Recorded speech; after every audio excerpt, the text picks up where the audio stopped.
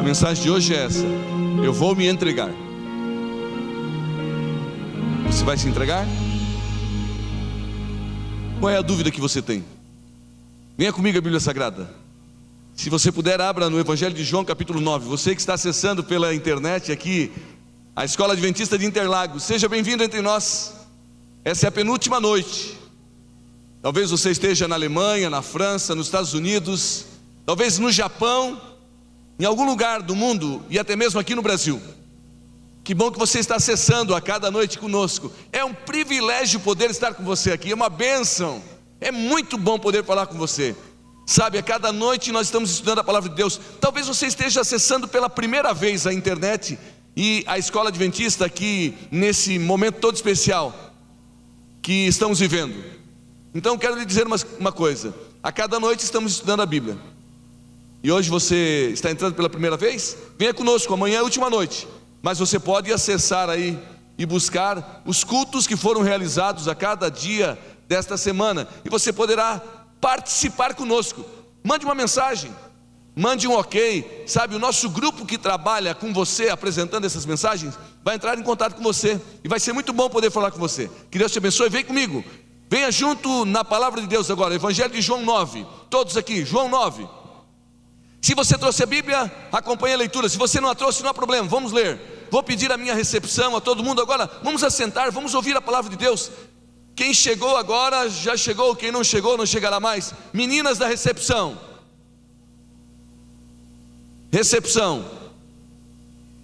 me ajudem, venham lá, sentem todos. Isso, todo mundo junto. João capítulo 9. Quando Jesus ia passando, viu um homem cego de nascença. João capítulo 9, verso 1. Os discípulos perguntaram: mestre, quem pecou, ele ou seus pais, para que nascesse cego?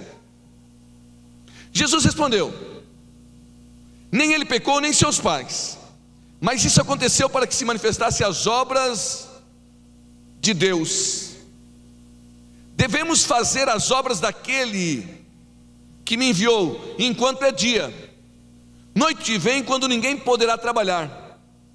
Enquanto estou no mundo, sou a luz do mundo. E tendo dito isso, cuspiu na terra, fez lodo com a saliva e aplicou aos olhos do cego, e disse: vai, lava-te no tanque de Siloé, que significa enviado. E o homem foi e lavou-se, voltou vendo. Então os vizinhos, os que dantes tinham visto mendigar, perguntaram: não é esse o que estava sentado pedindo esmolas? Alguns diziam ele, outros diziam: parece com ele. Mas ele mesmo dizia: sou eu. Perguntaram-lhe: como pois abriram-se os teus olhos? Respondeu o homem: um homem chamado Jesus fez lodo, untou-me os olhos e disse: vai, lava-te no tanque de Siloé. Então fui, lavei-me e pude ver. Perguntaram-lhe: onde está ele? Respondeu: não sei.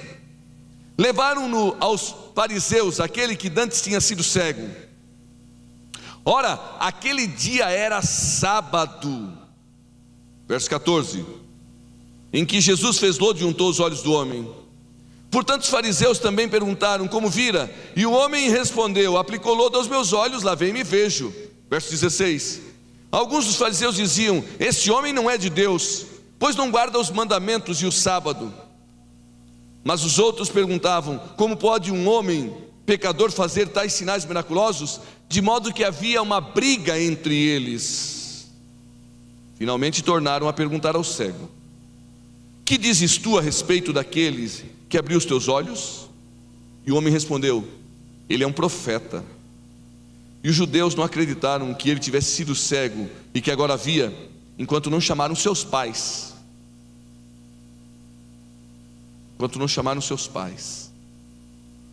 Perguntaram: é este o vosso filho?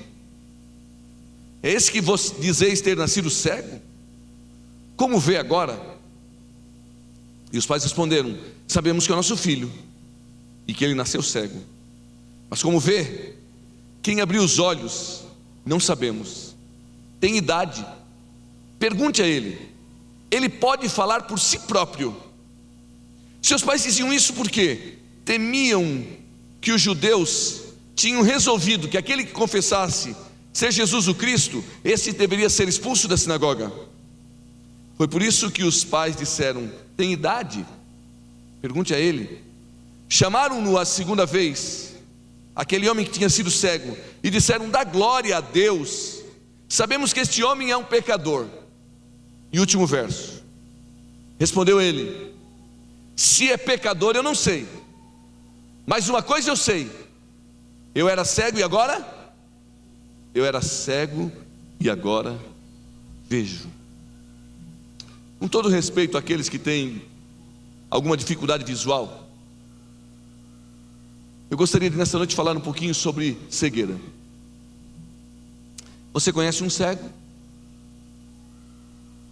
Quando eu era garoto, aos 17 anos de idade, eu vim embora para São Paulo para estudar na faculdade de teologia, aqui próximo, num bairro chamado Capão Redondo, numa estrada chamada Estrada Tapecerica da Serra. Logo que cheguei ali, eu fiquei impressionado com algumas coisas. O colégio, tudo ali me chamava atenção, era tudo muito interessante. Mas havia uma pessoa que me chamava muita atenção, o nome dele era Daniel. Por que Daniel chamava atenção? Porque Daniel era, entre nós alunos, um deficiente visual. Daniel, ele era cego de nascença. E logo que eu estava ali na escola, nós vivíamos em mais ou menos 500 alunos ali. Aproximadamente 250 moças moravam num dormitório, 250 moços no outro dormitório, e entre os dormitórios estava a igreja e estava também a biblioteca e o refeitório. Todos os dias a gente madrugava, íamos para o refeitório às 6 horas da manhã, 5h30 a gente acordava, tinha o culto, às 6 íamos para o refeitório. E logo nas primeiras vezes que eu fui ao refeitório, pastor Temes, você conhece bem aquelas alamedas, você viveu ali 16 anos. Quando eu cheguei no refeitório na primeira vez, eu vi aquele moço cego entrando no refeitório. E eram muitos alunos, cerca de 500 alunos. E quando eu vi aquele moço entrando, eu pensei, eu preciso ajudá-lo. Eu estava numa fila para pegar a comida, sabe onde você pega a bandeja e vai passando e pegando. E ali, quando eu entrei na fila, eu vi que aquele moço vinha, e ele vinha meio sem a sua bengala, e ele vinha de uma forma diferente. Não havia ninguém guiando ele, não havia ninguém guiando. Aquilo me chamou a atenção. E ele foi à fila, e eu esperei e fui tentar ajudá-lo. E quando ele chegou próximo à bandeja, para pegar a bandeja, eu disse: deixa que eu pego a bandeja. E ele olhou para mim e disse assim: eu sou cego, mas eu enxergo. E eu disse para ele: mas o leite está quente, deixa eu servir no copo para você. Ele disse: fique tranquilo, eu sou cego, mas eu enxergo.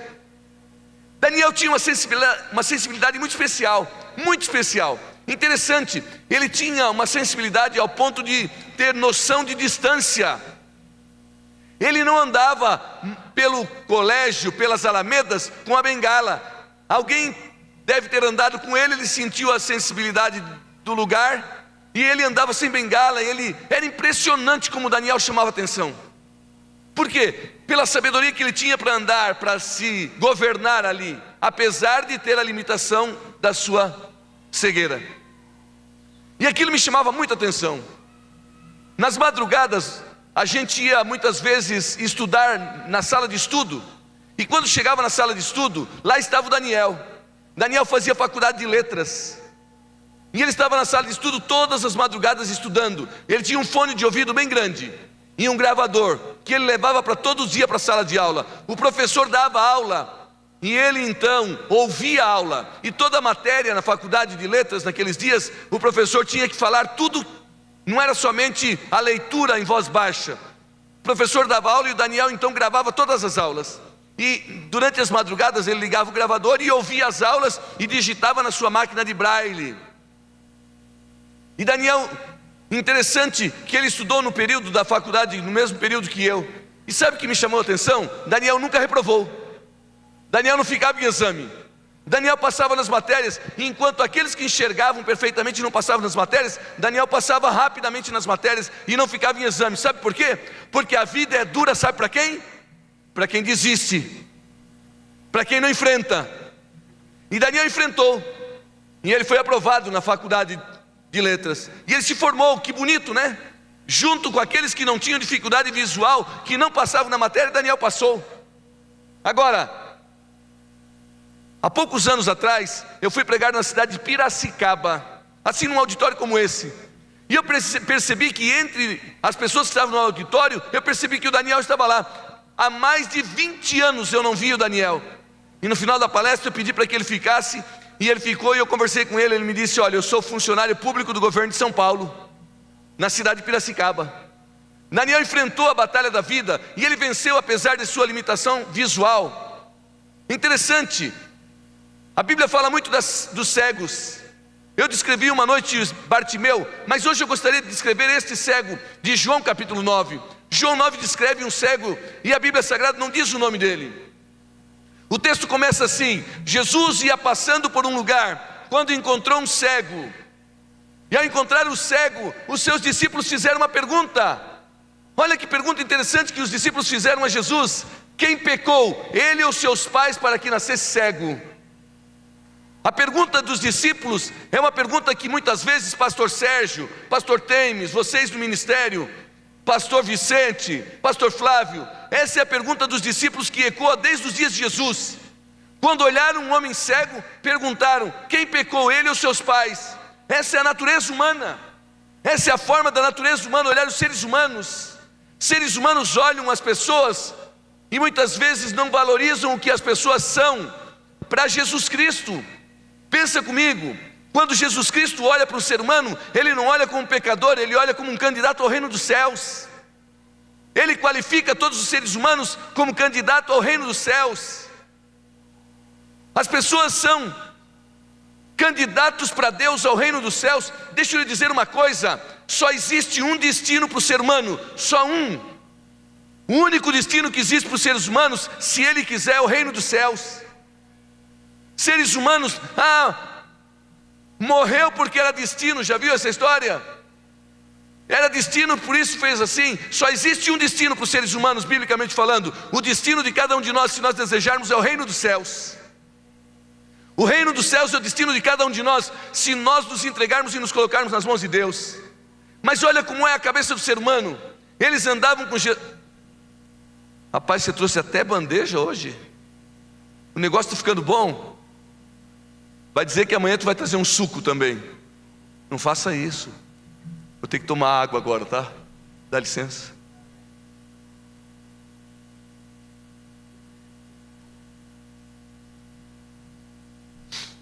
O destino, eu ia dizendo a você, que Deus traçou para cada um de nós é o reino dos céus. Mas o que é que nós fazemos como seres humanos? Como os discípulos, quando eles viram aquele homem cego de nascença, eles fizeram uma pergunta para Jesus Cristo: quem pecou, ele ou seus pais, para que nascesse cego?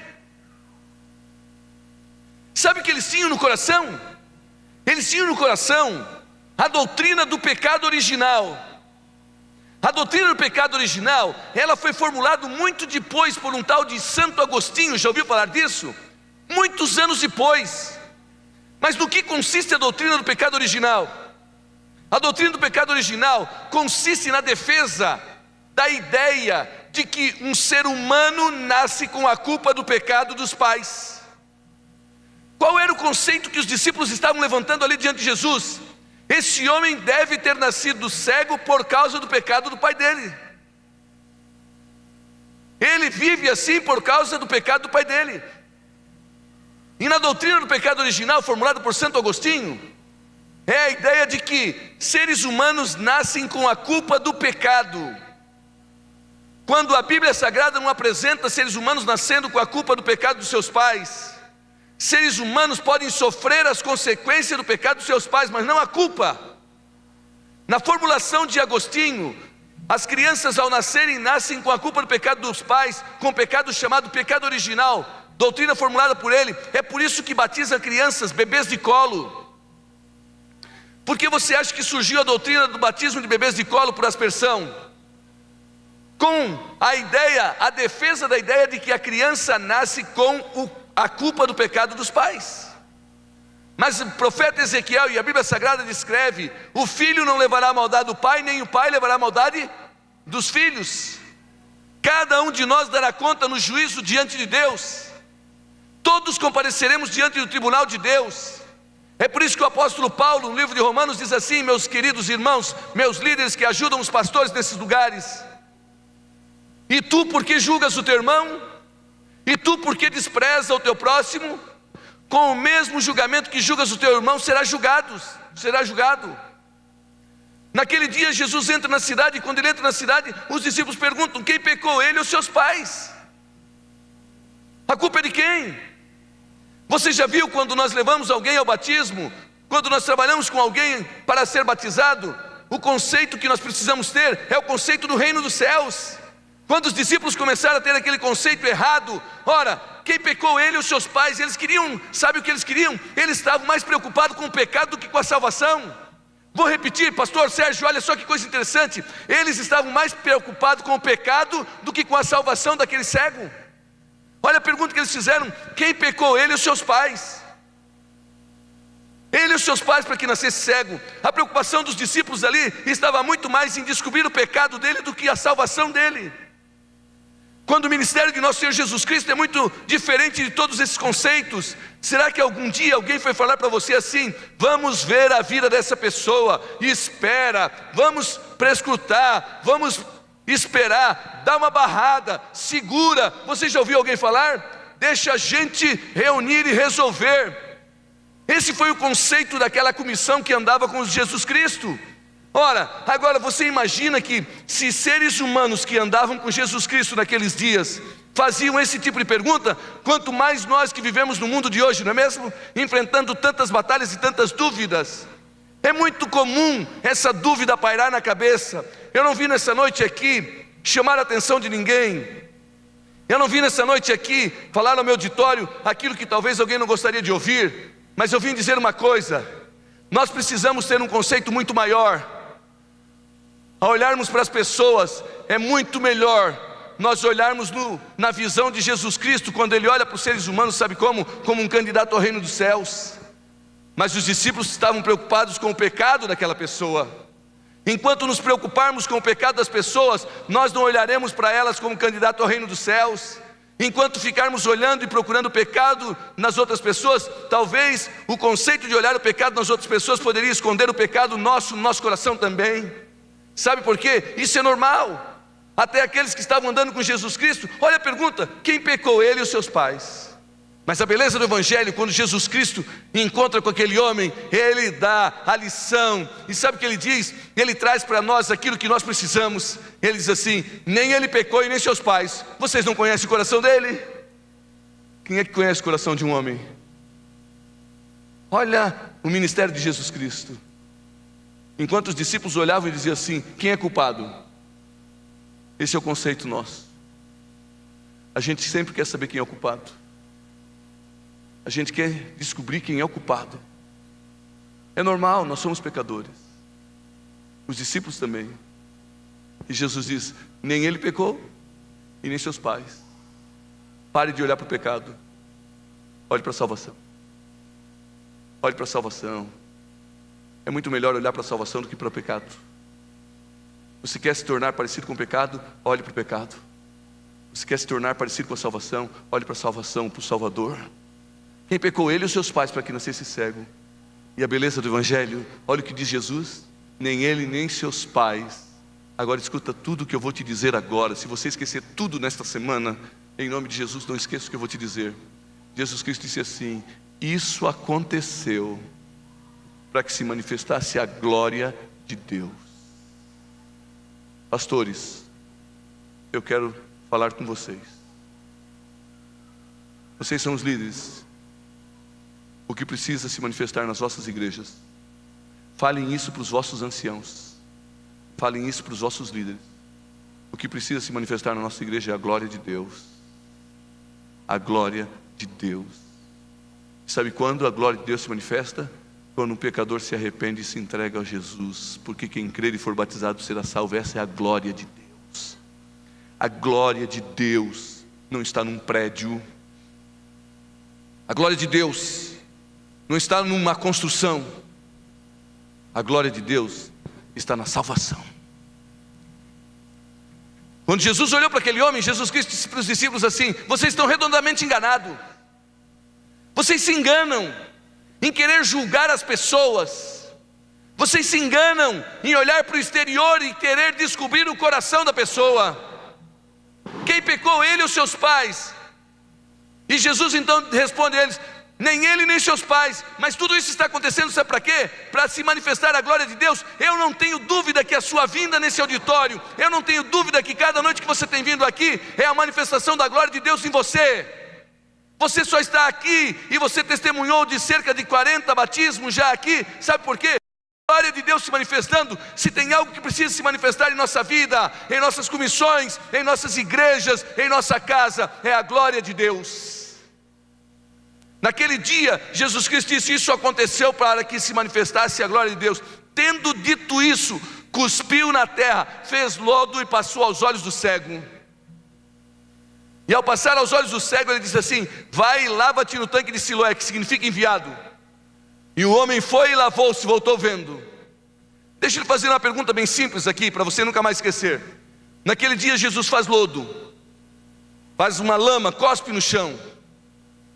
E depois de cuspir no chão, passar nos olhos do homem, ele mandou aquele homem se lavar. Agora me ajude. Se aquele homem não fosse se lavar, o que ele seria? Me ajude, auditório. Se ele não fosse se lavar, ele seria o quê? Seria o quê? Não. Ele seria cego com a cara suja. Mais do que cego, ia estar com o rosto sujo. Ele não poderia o quê? Olhar no espelho, ele não ia enxergar, mas todos iam ver o rosto dele como? Sujo. Escuta.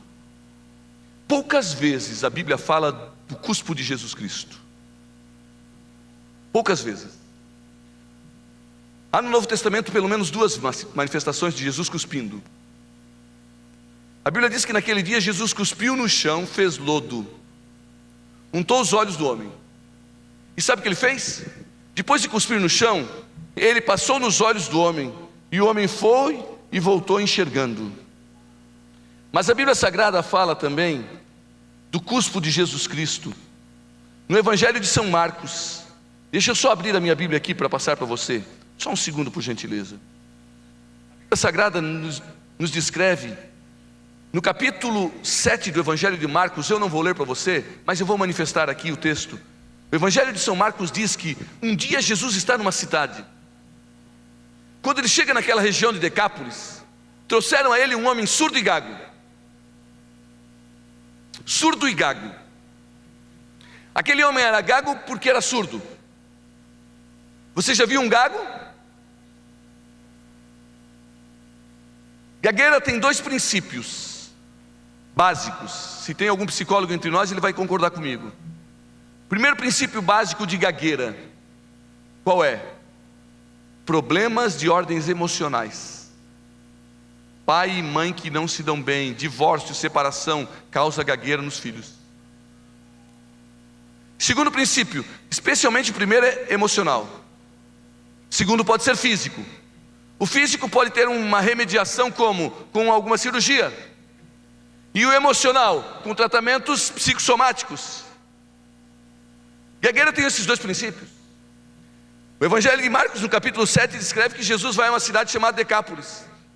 E quando ele chega lá, ele encontra esse homem. Trazem a ele um homem gago, surdo e gago. Poucas vezes a Bíblia fala de Jesus cuspir. Uma delas é essa que eu mencionei agora. Ele cuspiu no chão, fez lodo e untou os olhos do homem e disse: vai, lava-te no tanque de Siloé. A outra delas que ele fala no Evangelho é de Marcos capítulo 7. Só que eu quero fazer aqui com você uma relação desses dois momentos em que Jesus cuspiu. A primeira você já sabe, mas a segunda de Marcos 7 diz assim: que Jesus tomou aquele homem e operou um milagre na vida daquele homem. Onde é que você encontra os milagres de Jesus Cristo sendo operado? Quando você olha os milagres de Jesus Cristo, normalmente você os encontra ele operando em meio à multidão. Você lembra um dia que abriram um telhado, tinha tanta gente que abriram um telhado para botar um homem aleijado no meio do povo, e Jesus estava lá no meio, uma multidão, e Jesus operou um milagre e o homem saiu andando. Lembram disso? Eu falei essa semana para você que Jesus entra com uma multidão seguindo ele pela cidade de Jericó, e ele opera um milagre na vida de quem? De Bartimeu, em meio à multidão. Você lembra um dia que Jesus estava no meio de uma multidão e uma mulher por trás de todos toca na roupa de Jesus Cristo e ela é curada em meio à multidão? E aí os discípulos perguntam, melhor, Jesus pergunta aos discípulos: quem me tocou? E eles disseram: mas tem tanta gente aqui no meio da multidão. Ora, onde é que Jesus opera a maioria dos milagres? No meio da multidão. Só que existe um milagre ímpar que eu quero fazer uma relação com você. O capítulo 7 do Evangelho de Marcos descreve um milagre ímpar. Qual é o milagre ímpar? Trazem um homem gago e surdo. E agora a Bíblia Sagrada diz que Jesus tira esse homem do meio da multidão. Ele tira o homem do meio da multidão. E quando ele tira o homem do meio da multidão, sabe o que ele faz? Ele cospe na sua mão e passa na língua do homem. Olha aqui, pastor. Você deixaria eu cuspir na minha mão e passar na sua língua? Que nojo, pastor. Vamos piorar? Isso é um ato tão nojento que você não deixaria nem o seu marido cuspir na mão dele e passar na sua língua, nem a sua esposa. Você deixaria? Pastor, isso é muito nojento, não é? Mas você não beija o seu marido na boca? Você não beija a sua esposa na boca? Claro, um beijo romântico. Mas o seu marido não pode dar uma baita de uma cuspida na mão e passar na sua língua? Isso é muito nojento, não é, pastor? Isso é nojento. Seu namorado, você gosta tanto do seu namorado, você não deixa ele cuspir na mão e passar na sua língua? Não, isso é muito nojento, não é, irmã? É uma coisa muito nojenta. Então olha aqui para o pastor. O único milagre mencionado no Evangelho que Jesus tira a pessoa do meio da multidão para fazer o milagre é Marcos 7. Ele tira do meio da multidão, e aí Marcos descreve. Marcos diz assim: Jesus cospe na mão e passa na língua. Isso é, aparentemente para nós, algo muito nojento, não é assim? Então pensa numa coisa que eu vou te dizer. Se tem algo nojento para fazer em nossa vida, olhe bem, se tem algo nojento para resolver em nossa vida, Jesus não resolverá no público. No público, o que vai se manifestar na sua vida é a glória de Deus quando você descer as águas batismais. Mas as coisas nojentas da sua vida, nenhum irmão, nenhum amigo precisa saber. Você resolve sozinho, você e quem? Você está entendendo como Ele é misericordioso? Ele não pede para resolver as coisas nojentas da vida de alguém numa comissão. As coisas nojentas da vida de alguém, Ele resolve sozinho. Se um dia você ver uma manifestação satânica e o diabo começar a acusar as pessoas, lembre do que eu vou lhe dizer. Essa é a única obra que o diabo sabe fazer, porque você nunca verá Jesus no meio do público apontando o erro dos outros. Sabe o que ele faz? Ele escreve na areia. Sabe para quê? Para o vento apagar. Ele não traz a público o pecado. Ele resolve com você em particular. Esse é o Jesus que eu amo e quero pregar para você.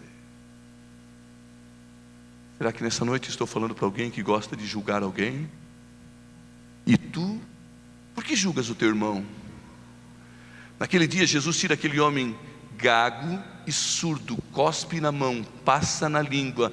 Todos iriam sentir nojo. Mas aquilo que é nojento da nossa vida, o Senhor faz em particular. Agora sabe o que acontece? Quando o Senhor em particular resolve os nossos problemas, a glória de Deus se manifesta. E a Bíblia diz no capítulo 7 do Evangelho de Marcos que aquele moço vinha e falava de forma desembaraçada. E um perguntava: mas não é o gago? Sabe o que é que se manifesta publicamente? É a glória de Deus. Sabe, meu irmão, o que tem que se manifestar publicamente é a glória de Deus. É por isso que naquele dia Jesus Cristo, quando encontra aquele homem, cospe novamente saliva, cospe no chão, faz lodo, passa aos olhos do homem e diz assim: vai, lava-te no tanque de Siloé. E a Bíblia Sagrada diz que o homem foi e lavou-se. Se o homem não tivesse sido se lavar, ele teria vindo de volta agora com o rosto sujo, e todo mundo iria olhar para a sua cara e dizer assim: além de cego, está com o rosto sujo. Esse foi um homem que nasceu completamente cego. Agora, quando o homem foi, lavou-se, voltou enxergando, sua vida teve um novo rumo, um novo caminho. E agora todos aqueles que estavam nas ruas e conheciam aquele homem faziam uma pergunta: não é esse aquele que pedia esmola e era cego? E aí continuavam fazendo a pergunta: é ele? E outro dizia: parece com ele. E então alguém perguntou assim: mas se ele nasceu cego, é ele mesmo? Como é que enxerga? As dúvidas vão surgindo no coração das pessoas, sabe por quê? Porque quando a glória de Deus se manifesta no nosso coração, as pessoas não podem nem mesmo acreditar, elas não conseguem acreditar. Como é que Jesus Cristo pode fazer alguma coisa num ser humano tão pecador quanto eu? Ou você acha que você faz alguma coisa boa por você mesmo? Ou você acha que você é honesto por você mesmo? Sabe por que você é honesto e você faz alguma coisa boa? Porque é a glória de Deus se manifestando em você. Quando a glória de Deus se manifesta em nossa vida, quando permitimos a glória de Deus se manifestar em nossa vida, os olhos dos outros contemplam a glória de Deus. Por que aquele homem foi, lavou-se e voltou vendo? O próprio Jesus diz assim, sabe por quê? Porque nós temos que fazer as obras de Deus enquanto estamos no mundo, enquanto há dia. Noite vem quando ninguém pode o quê? Trabalhar. Um dia, e agora eu vou pedir uma licença aos amigos da igreja, quero falar aos adventistas. Então você aí que está assistindo, compreenda que eu queria falar um pouquinho com a igreja, aqueles que são batizados. Um dia em um lugar eu era pastor e batizei muitas pessoas. E aí um líder da igreja, amigo meu, disse assim: pastor, o senhor batizou, agora o senhor vai embora pregar na outra igreja, e o senhor vai deixar o trabalho para nós. Olha o conceito. E o senhor vai deixar o trabalho para nós. O senhor vai embora e vai deixar o trabalho para nós. Pensa comigo, eu quero agora fazer um parêntese aqui. Nós que somos batizados, noite vem quando a gente não poderá trabalhar mais. Noite vem quando não trabalharemos mais. E sabe o que algumas pessoas compreendem quando noite vem e não poderemos trabalhar? Apenas o fim dos tempos. Chegará um dia que a noite virá, e talvez seja antes do fim dos tempos. A noite virá para mim e eu não vou poder mais trabalhar, porque eu vou descer à sepultura. Então, enquanto é dia, enquanto há luz nos meus olhos, eu preciso pregar o evangelho e trabalhar para Deus. Nesta semana cerca de 100 pessoas serão batizadas. Secretárias de igreja. Vai ter trabalho. Glória a Deus, vai ter trabalho, porque vocês vão receber bebês. Pastores, vai dar trabalho, mas devemos fazer a obra de dia, noite vem quando nós não poderemos mais trabalhar. E aí disse Jesus: enquanto estou no mundo, sou a luz do mundo. Noite vem e a gente não poderá trabalhar. Agora é hora de o pastor Cidral vir aqui e dar trabalho para vocês. Fecha aspas, volte ao sermão. Agora é para todos, tá? Vou deixar trabalho para vocês. E já vou marcar o ano que vem estar aqui dentro de novo para dar mais trabalho para vocês. Mas está na hora de nós nos unirmos. Noite vem quando a igreja não poderá mais trabalhar. Enquanto há luz vamos trabalhar. Enquanto há luz vamos levar pessoas ao batismo. Eu insisti ontem com um cavalheiro: tem alguém do teu lado, pergunta se não é adventista, traz. E a pessoa não perguntou. Pergunta, ajuda. Pastor, mas eu preciso passar pela comissão. Ajuda. Noite vem quando não poderemos mais trabalhar. Naquele dia Jesus cuspiu no chão, fez lodo, untou os olhos do homem. O homem foi, lavou-se, voltou vendo. E agora quando o homem voltou vendo, o que aconteceu? Fofoca, já viu?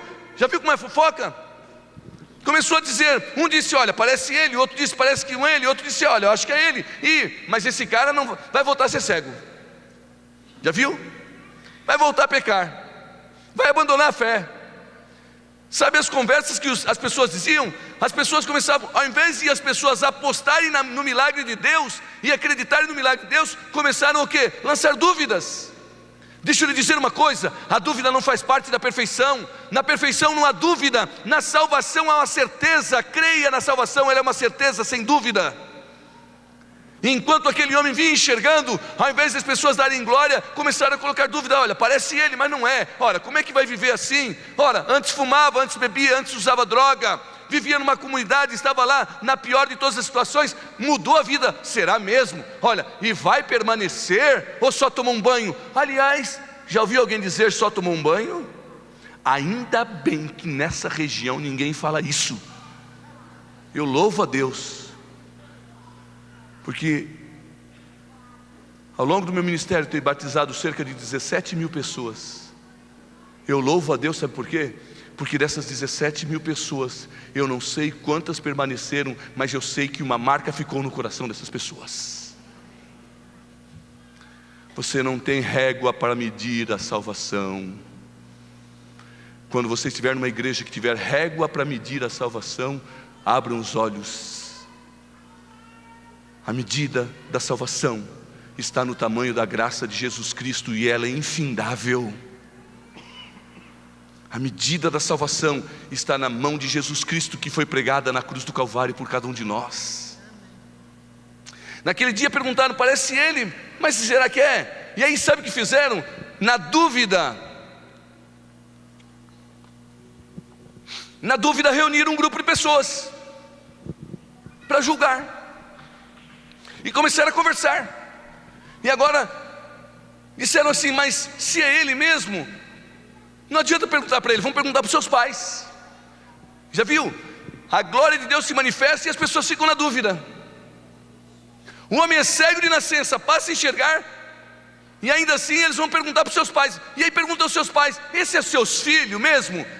E a Bíblia Sagrada diz que eles vão aos pais, e os pais dizem assim: olha, é nosso filho, mas ele nasceu cego. E os pais diziam o quê? Nasceu cego. Nasceu cego. E aí fizeram a pergunta crucial: e como é que enxerga? E aí os pais ficaram com medo. Medo do quê? Escuta bem. Medo de uma comissão de fariseus que havia naquele lugar. Porque os fariseus disseram assim: se disser que é de Jesus, nós vamos excluir da igreja. Se disser que é de Jesus, não vai poder entrar na sinagoga. Já ouviu algum tipo de história assim? Se disser que é de Jesus, se confessar Jesus, nós não aceitamos. Por que os pais não falaram nada? Os pais ficaram com medo. E o medo fez com que as pessoas se retraíssem todas. E os pais agora disseram assim: bom, a gente quer ir na sinagoga, se a gente se unir, não vai dar. Então faz o seguinte, pergunta para ele. Ele já é grande, ele pode responder por ele mesmo. Olha a história, gente. Parece que essa história às vezes se repete em nossos dias. Pergunta para o pai: tira das minhas costas, põe nas costas dele. Põe nas costas dele mesmo. Sabe, os próprios pais negavam. Os próprios pais não queriam se comprometer. Sabe, para a glória de Deus se manifestar na vida de alguém, esse alguém precisa se comprometer com o Senhor. A glória de Deus precisa se manifestar na zona sul de São Paulo. Portanto eu venho chamar a igreja a se comprometer com a obra do Senhor enquanto é dia. Noite vem, quando não poderemos mais trabalhar, está na hora de clamarmos pela luz do mundo, que é Jesus Cristo, aquele que passa no caminho de nossa vida. Quando eu era cego, o Senhor me fez enxergar. Quando eu era um pecador, Ele me encontrou. Eu não deixei de ser pecador. Caminho para o reino dos céus em busca da perfeição, porque a glória de Deus tem se manifestado na nossa vida. E naquele dia, a Bíblia Sagrada diz que finalmente foram a Ele. E eu quero terminar com esta frase dele. A frase dele é maravilhosa. Sabe o que ele diz? Se Ele que me curou é um pecador, eu não sei. Mas uma coisa eu sei: eu era um cego, e agora vejo. Se vocês conceituam Ele como pecador, eu não sei. Mas eu tenho uma certeza: Ele mudou a minha vida. Ele transformou meu viver. Ele me livrou da perdição. Ele me tirou da escuridão e Ele deu um novo sentido à minha vida. Você está entendendo o que eu quero te dizer nesta noite? Eu pedi para você levantar a mão. Quantos não são batizados e são amigos da igreja? Quantos que foram batizados e são batizados e às vezes chegam na igreja e pensam em encontrar um lugar de pessoas perfeitas? Mas você encontrará um lugar de pessoas que têm tantas batalhas quanto você, e que foram encontrados por aquele que está manifestando a sua glória em você. Olha para você. Eu posso olhar para mim mesmo, de onde eu vim, de onde viemos. Tudo que tem acontecido em nossa vida é a manifestação da glória de Deus em nossos corações. É a manifestação da glória de Deus na sua vida. Você comeu hoje? É a glória de Deus. Você vestiu hoje? É a glória de Deus. Você teve forças para acordar hoje? É a glória de Deus. É ela se manifestando a cada momento em nossa vida, e quando ela deixar de se manifestar, nós estaremos totalmente perdidos. Por isso a glória de Deus nunca deixará de se manifestar em nossa vida. A glória de Deus nunca deixará de se manifestar em nossa vida quando nós abrirmos o nosso coração a Ele. Naquele dia, aquele moço foi e obedeceu. Teve uma coisa importante: para que a glória de Deus se manifeste em nossa vida, nós precisamos obedecer. Aquele moço voltou dizendo assim: se é pecador eu não sei, mas a glória de Deus se manifestou na minha vida. Sabe o que aconteceu? Naquele dia, quando o Senhor untou os olhos daquele moço e disse: vai, lava-te no tanque de Siloé, aquele que untou os olhos daquele moço, aquele que abriu os olhos daquele moço, se tornou o Senhor da vida dele. Ele foi e lavou-se no tanque de Siloé, que quer dizer enviado. Ele foi e lavou-se. Se ele não tivesse se lavado no tanque de Siloé, se ele não tivesse tomado um banho no tanque de Siloé, sabe o que ele seria? Ele continuaria como um cego. Eu sei que nessa noite eu estou falando para pessoas que estão vivendo a cegueira sem a glória de Deus. A glória de Deus precisa se manifestar na sua vida. Agora, para ela se manifestar, você tem que obedecer. Você já batizou? Continue obedecendo. Você não batizou? Passe a obedecer. Deixe a glória de Deus se manifestar na sua vida. É através da água do batismo que a glória de Deus vai se manifestar na sua vida. Você que precisa ser batizado. Mas você diz: pastor, se eu permitir a glória de Deus me batizar, se eu permitir que a glória de Deus se manifeste na minha vida, eu vou perder algumas coisas. Eu vou perder talvez o meu emprego. Eu conversava com uma senhora e ela me disse: pastor, eu sou balconista de uma loja e eu trabalho no sábado, e se eu me batizar e deixar a glória de Deus se manifestar em minha vida, eu vou perder o meu emprego. E eu disse para ela: você quer ser balconista até quando? E ela disse: pastor, eu queria deixar de ser balconista, eu queria ser outra coisa na vida. Eu disse: então deixa a glória de Deus se manifestar. Quem sabe está na hora de você mudar os conceitos da sua vida. Quem sabe está na hora de você obedecer. Pastor, mas tomar uma decisão dessa é muito dura. Talvez você esteja assistindo dizendo assim: pastor, você é louco. Não, eu não sou louco, eu sou louco pelo Evangelho, pela verdade de Deus. Eu sei que quando a gente ouve a palavra de Deus e obedece, eu tenho convicção no poder de Deus em transformar a minha vida. Você poderá enfrentar uma batalha, você poderá ter um desafio, mas Deus tem um plano de salvação para você. Deus tem um novo caminho. Sabe o que precisamos? Nos lavar, deixar Ele nos limpar, e então a glória, mais cedo ou mais tarde, se manifestará em nossa vida, e nós alcançaremos aquilo que sonhamos, a maior de todas as coisas, a certeza da salvação. Eu era pastor no ano de 1995, na cidade de Blumenau, Santa Catarina. Quando cheguei para ser pastor ali, eu fui com mais ou menos 25 anos de idade. Eu tinha me casado fazia um mês. Minha esposa tinha 18 anos de idade. Fui ser pastor da maior comunidade adventista no estado de Santa Catarina. Minha esposa, uma jovenzinha, que eu tinha me casado com ela na cidade anterior onde eu era pastor. Um mês depois do nosso casamento, a igreja mandou eu cuidar daquela igreja grande. Ali havia um homem. Conheci um homem ali naquela cidade, e ele é dono de uma grande empresa. Um dia alguém me levou até a sua empresa. Sua empresa era uma malharia com mais ou menos 600 funcionários, uma grande empresa. Quando cheguei lá, você sabe como é chegar numa grande empresa? Você tem que preencher alguns protocolos. Você já desde a entrada já tem que preencher alguns documentos, não é assim? Placa do carro e aquela coisa toda. Até que cheguei no escritório dele. Quando cheguei lá, encontrei aquele homem.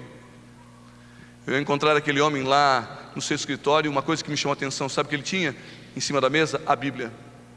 Mas ele não era adventista do sétimo dia. Lá estava a sua Bíblia. Ele estava estudando a Bíblia, conhecendo a Bíblia. A verdade, deixa eu lhe dizer, conhecer a Bíblia você sempre vai conhecer, você nunca terminará de conhecer.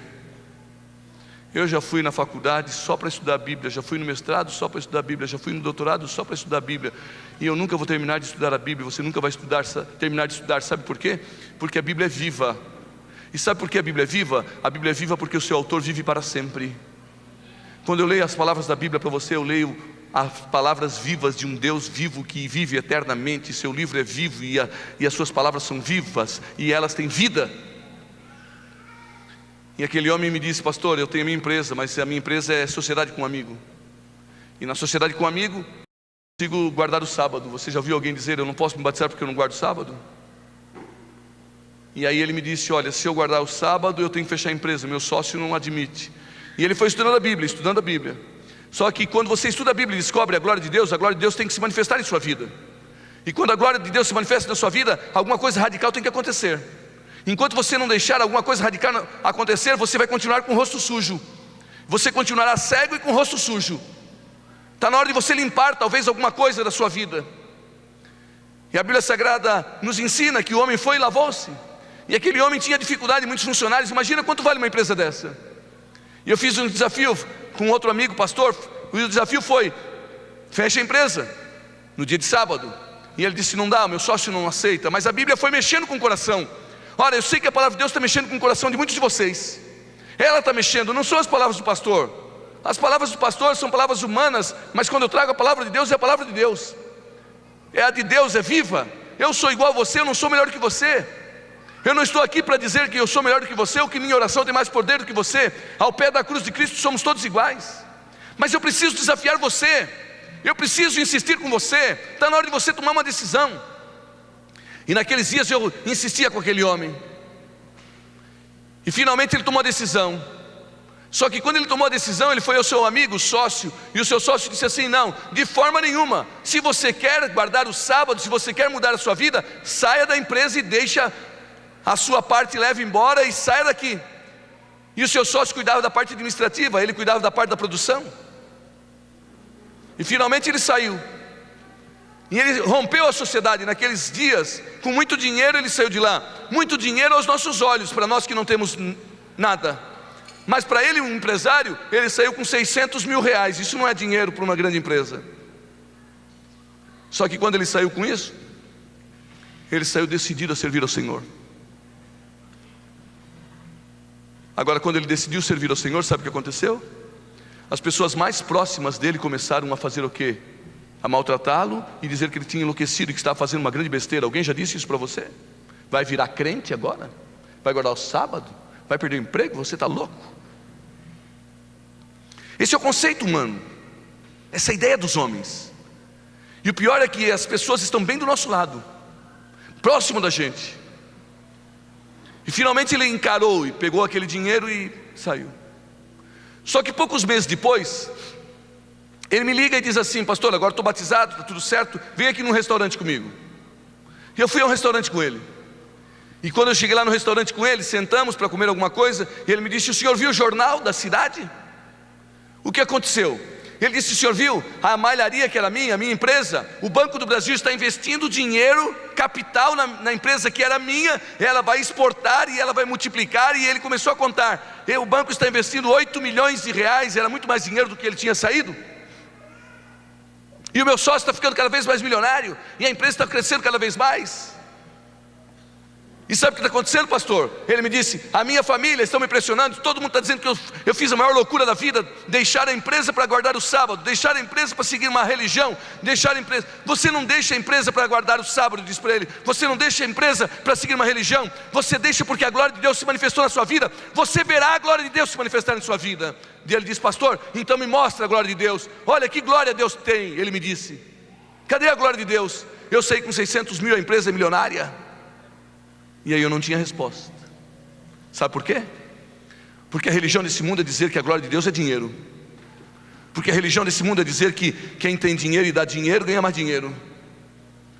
A glória dos homens é dinheiro. O Deus desse mundo E ele me disse: pastor, e agora? E eu tinha 25 anos de idade, eu não tinha experiência quase.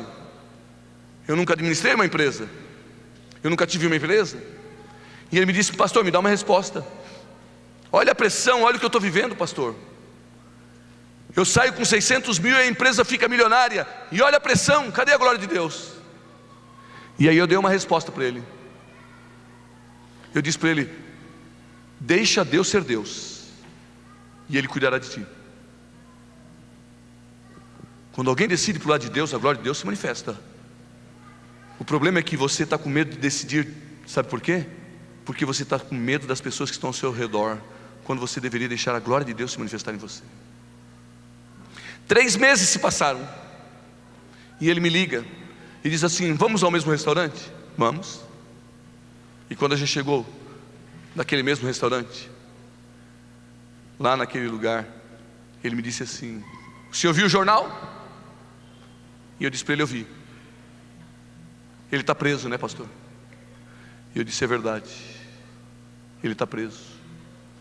O juiz da cidade mandou lacrar a empresa, e o seu amigo que era sócio só conseguiu todos aqueles investimentos do banco porque fez falcatruas com a Receita Federal, falcatruas, e enganou o governo e conseguiu colocar dinheiro público para dentro da empresa. Mas tudo que ele fez de errado fez com que ele fosse para a cadeia, e a empresa até hoje está lacrada há 20 anos.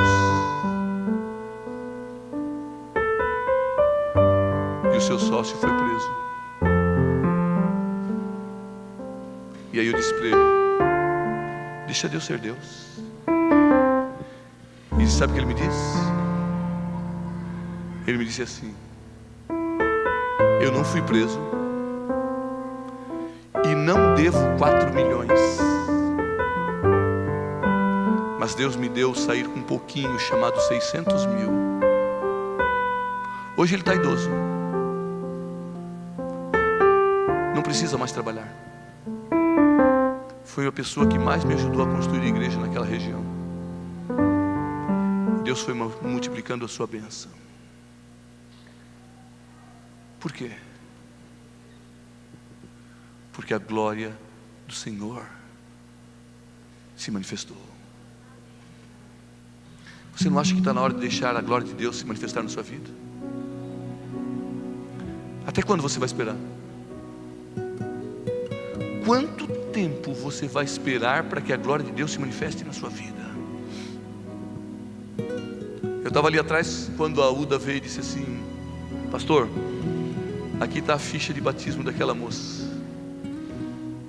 Ela vai largar o balcão e ela vai batizar amanhã. E você? Se aquele homem não tivesse ido ao tanque de Siloé e se lavado, sabe o que aconteceria? Nada. Mas quando ele deixou o Senhor Deus ser o Senhor da sua vida, quando ele deixou o Senhor Deus ser o Senhor da sua vida, o Senhor Deus trabalhou na vida dele e transformou a vida dele. Você está entendendo o que eu estou te dizendo desde sábado? Você está entendendo o que eu estou te dizendo desde domingo? Por que temes? Porque alguma comissão achou que você não deveria batizar? Porque alguém do seu lado disse assim: você está ficando louco? Você vai se entregar? Quando eu encontro com esta pessoa que mencionei a você aqui, eu olho para ele e vejo a glória de Deus. Hoje ele já tem alta idade, mas ele não precisou passar por dentro de uma cadeia e ficar anos ou meses preso. Sabe por quê? Porque um dia ele se encontrou com a palavra de Deus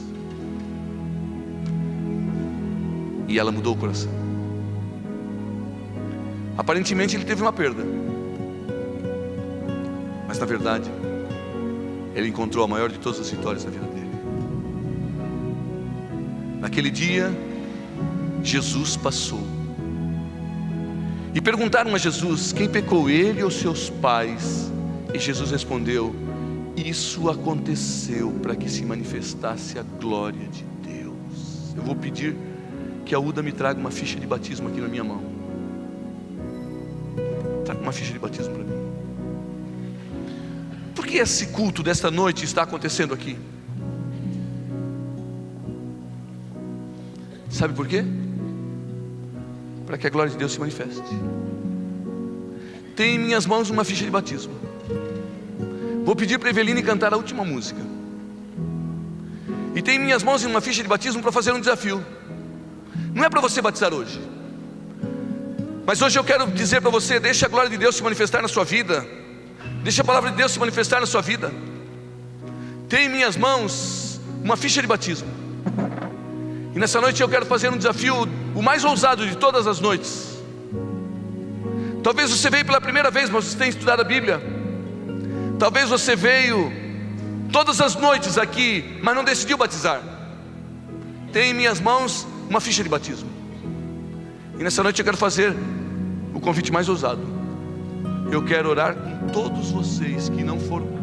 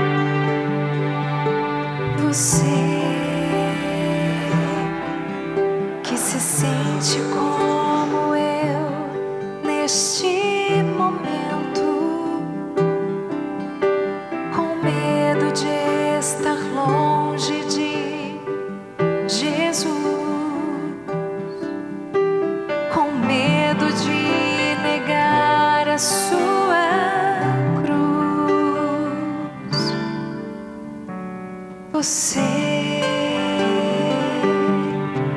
que olha em volta e não pode abandonar os brilhos que se apagam, os ecos que se perdem, valores que não podem perdurar. Você que sente muito a falta de Jesus, mas sente estar tão longe que não pode mais voltar. Você que, como eu, não sabe como abandonar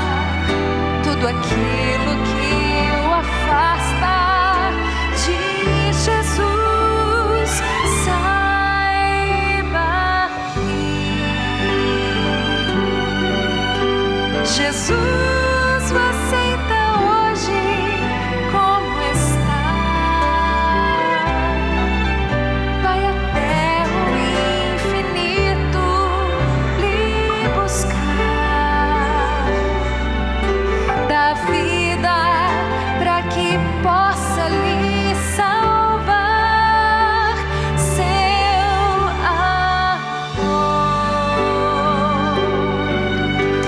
não mede altitude nem distância, ultrapassa os pecados e o alcança. Com ternura o convida a voltar. Jesus é a paz, é o amigo mais sincero. Com ele a vida sempre toma o rumo certo. Com ele as dores já não doem tanto assim. Jesus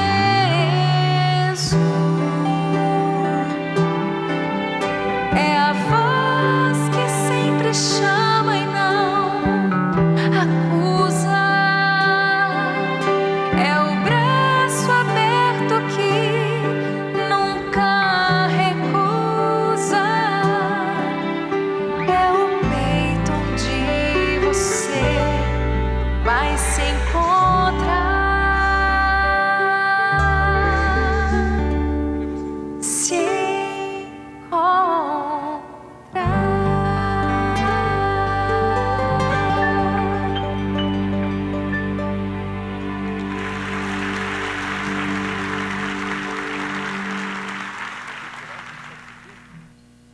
Porque eu vou ter que pegar uma ficha, pastor. Isso é muito compromisso, mas é isso que você tem que ter com Deus. Compromisso. Enquanto é dia, porque noite vem que a gente não poderá mais trabalhar. Porque noite vem em que a gente não poderá fazer mais nada. Vou convidar a igreja a se colocar em pé para essa oração. Eu vejo alguns que estão com os olhos marejados. Vejo alguns que estão com vontade de vir. Ronão, coloca o fundo musical dessa música que a Eveline cantou novamente. Não passo. É a última noite hoje, amanhã vai ser o batismo. Adventista, cadê o seu filho que precisa batizar amanhã aqui? Cadê o seu amigo? Olha para o lado, pergunta se alguém precisa da sua ajuda. Deixa se alguém levar o compromisso para casa. Leva para casa. Você é muito especial. Você sabe que Deus tem um plano especial para você. Você não está aqui por um acaso. Eu não fui a piedade por um acaso pregar, e você sabe do que eu estou te falando. Eu não encontrei você no sábado por um acaso. Não tem acaso na nossa vida. A gente está aqui porque Deus está manifestando a sua glória em nós. Há mais alguém? Posso orar? Ninguém mais precisa vir. Tem algum funcionário da escola que está no Vale da Decisão? Amanhã vai ser o batismo dos funcionários da escola. Amém? Amanhã o diretor da escola vai entrar no tanque batismal com alguns funcionários. Amém? Tem algum funcionário que não tinha decidido ainda? Quer vir aqui à frente?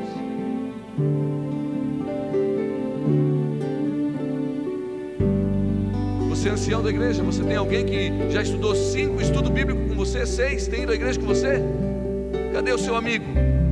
Cadê os meus anciãos com seus amigos, para que você amanhã entre no tanque batismal? Você é ancião e seu amigo que vai ser batizado. Ou você está dizendo, não pastor, vamos batizar lá na nossa igreja. A sua igreja é aqui. Deixa lá na sua igreja acontecer outros batismos. Batismo gera batismo. Amém? Vocês sejam bem-vindos.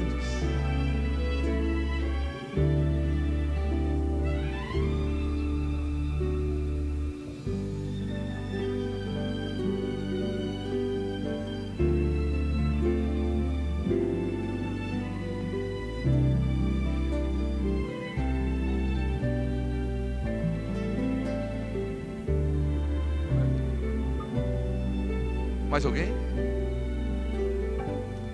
Que bom ter vocês aqui. Escuta, você pegou uma ficha. Você não me deve nada, tá bom? Isso é apenas para marcar a sua vida. Agora olha aqui para o pastor. Olha aqui. Você deve com Deus. Faça para Deus. Ele quer manifestar a glória dele em vocês. Faça para Deus. Faça com Deus. É muito bom ter vocês aqui. Por que o pastor insiste tanto? Porque você não pode imaginar quando a glória de Deus se manifestar na sua vida, o que vai fazer em você, por você. Creia no poder de Deus. Eu vejo aqui os meus obreiros. Falta algum obreiro aqui? Cadê a Uda? Cadê você? Eu vou pedir para os meus obreiros depois conversarem com vocês aqui, tá?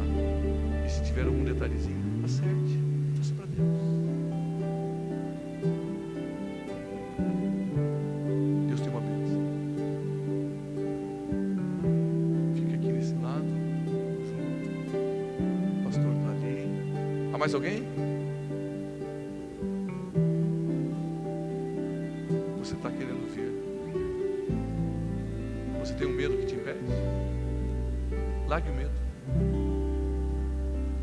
Haveria um corajoso mais para vir? Uma corajosa? Que está esperando que o pastor insista mais um pouquinho? Talvez alguém está dizendo assim: pastor, para de insistir. Não, não vou parar. Há mais alguém? Os irmãos esperam você.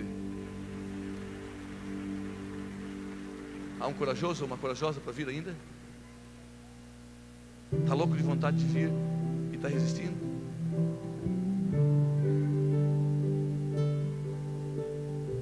Olha para o teu lado e pergunta se alguém precisa da tua ajuda.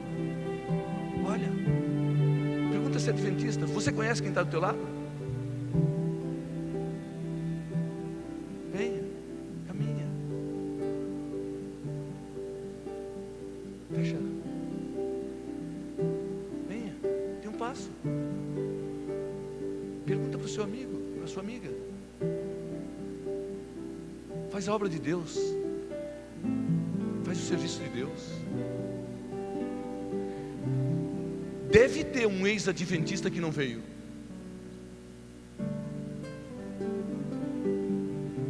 Deve ter um ex-adventista que não veio. Você vai ficar como ex até quando? Você vai ter coragem de continuar como ex? Deixa eu orar por você. Pastor, não insista. Tem que insistir. O diabo insiste com droga. O diabo insiste com perdição. O diabo insiste com a morte. Como um ministro do evangelho, eu não insistiria com você. Sabe, eu não vim oferecer drogas para você. Eu não vim oferecer a perdição para você. Eu não vim oferecer para você o adultério. Eu não vim oferecer para você o pecado. Eu vim oferecer para você o caminho da salvação. Você tem coragem de aceitar o caminho da salvação? Você tem coragem de dizer: Deus, eu estou aqui, eu preciso. Quem precisa, dá um passo, vem, isso, venha. Um amigo tem que trazer. Receba ali, pastor. Eu não podia ter orado. Venha, chega aqui pertinho, pastores, abracem aí, receba. Eu não vim oferecer para você o pecado. Entrega a ficha para ela. Fica aqui, irmão, o Senhor trouxe, fica com ela. Eu não vim oferecer para você o inferno. Eu vim oferecer o reino dos céus. Há mais alguém? Podemos orar? Ninguém mais precisa vir? Depois da oração, vocês fiquem um pouquinho aqui. Obreiros, eu queria que vocês conversassem um pouquinho com eles. Há mais alguém? Você vai cuidar de alguém aqui? Vem aqui, fica junto. Cuida. Ajuda.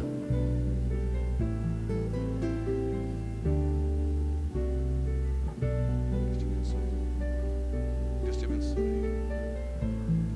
Amém? Fica aqui junto. Conhece ela? São José. Fica junto. Há mais alguém? Viu como valeu a pena esperar? Você precisava vir. Você. dá para ficar até meia-noite aqui para esperar mais um pouco. O que vocês acham? É a glória de Deus. Há mais alguém? Vamos orar?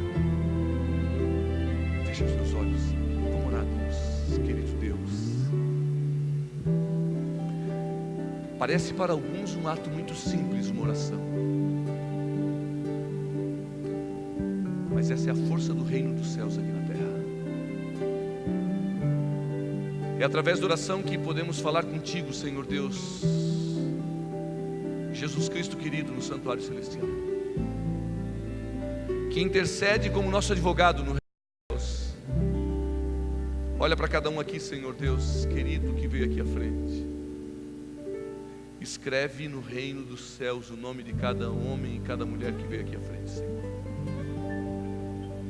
Talvez alguém aqui está enfrentando uma batalha muito grande, Senhor Deus. Derrama do céu a força para vencer a batalha. Mas põe no coração deles o desejo de permitir a glória de Deus se manifestar na vida de cada um. Abraça-os em teus braços sagrados de amor. Renova a fé de cada um de nós aqui, para que não sejamos como os discípulos naquele dia, que só faziam uma pergunta do pecado, mas que possamos ver a glória de Deus, que é a coisa mais importante, se manifestando em nossa vida, Senhor. Porque se a glória de Deus se manifestar em nossa vida, nós seremos um dia glorioso e viveremos eternamente. Então, Pai, manifesta o Teu poder na vida desses queridos que vieram à frente.